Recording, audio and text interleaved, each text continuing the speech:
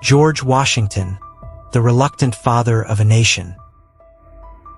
But before we start, please support us by pressing like and subscribe buttons. Also turn on the bell notification to get the latest updates. Your support means a lot to us. Thank you.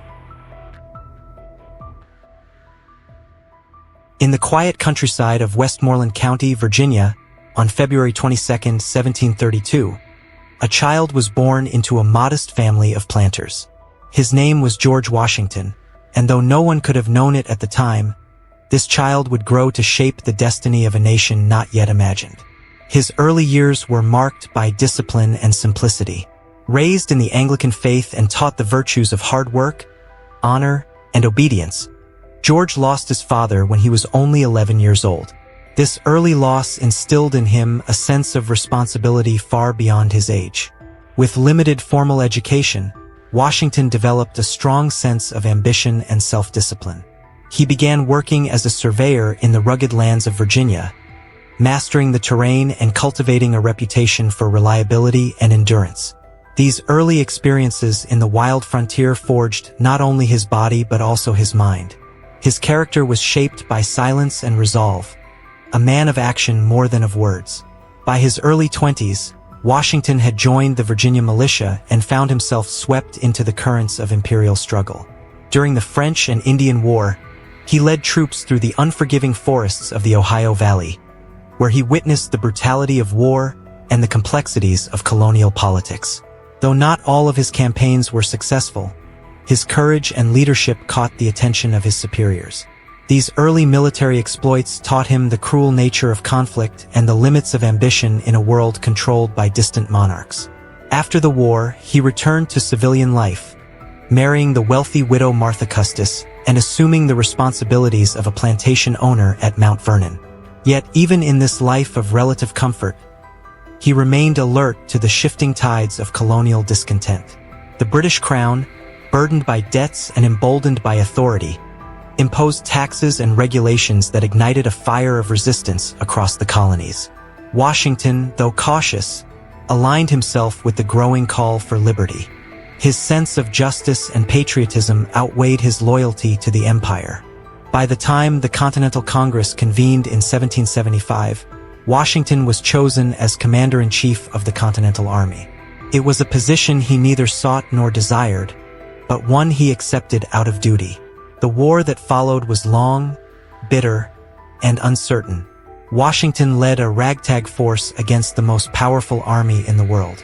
He suffered defeats, endured mutinies, and watched his soldiers freeze and starve at Valley Forge. Yet he remained steadfast, a symbol of resilience and quiet hope. He did not win by genius but by grit. His strategy was not always brilliant, but it was enduring. He avoided catastrophic defeat, kept the army together, and seized opportunities when they arose, like the surprise attack at Trenton and the victory at Yorktown. Through it all, he cultivated a rare kind of authority, not through fear or charisma, but through integrity. When the British finally surrendered in 1781, Washington could have claimed power for himself, as many feared he would. But in an act that stunned the world, he resigned his commission in 1783 and returned to private life. This gesture echoed through history, affirming the principles of republicanism over monarchy, service over ambition. Yet the peace was fragile.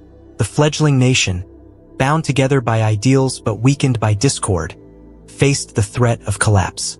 The Articles of Confederation had proven inadequate, and voices rose in favor of a stronger central government. Once more, Washington was called from retirement not to fight a war, but to shape a nation. In 1787, he presided over the Constitutional Convention in Philadelphia.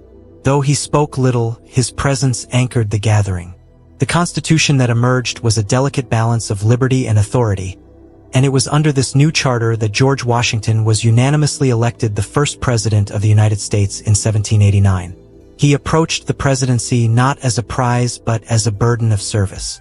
In the newly established capital of New York City, and later in Philadelphia, Washington set the tone for the office.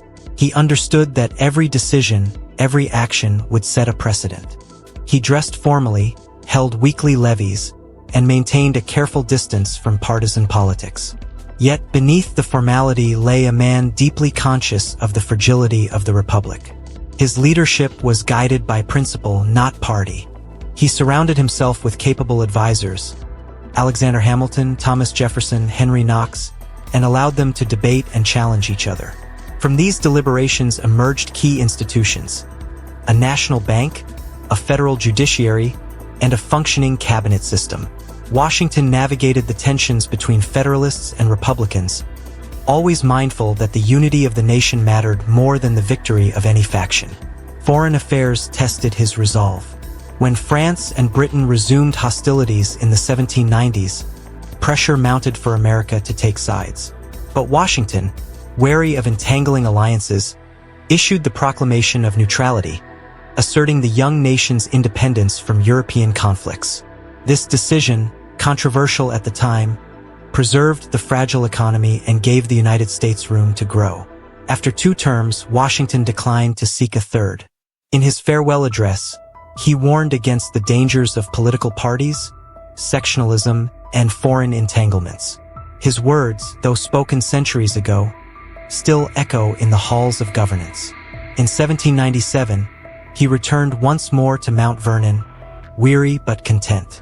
He had given his country everything he could.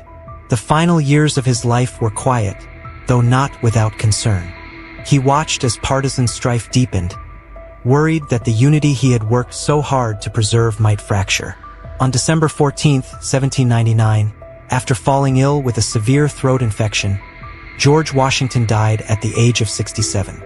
His passing sent waves of mourning across the nation and the world. Bells tolled in American cities.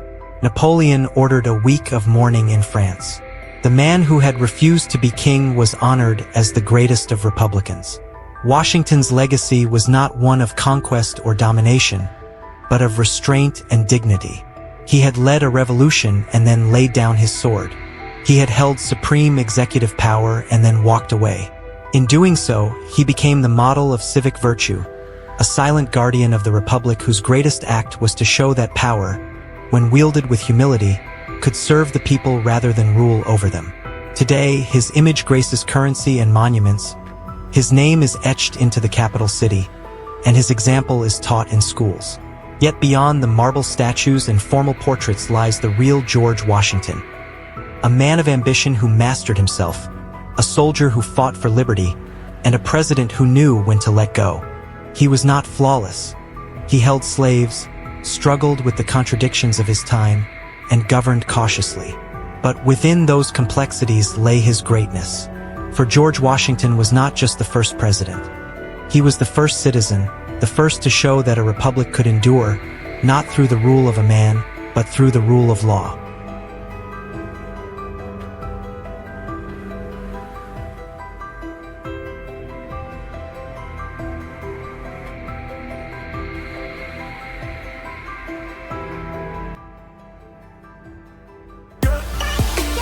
Thanks for watching. Please like, share and subscribe if you like videos like this. Thank you.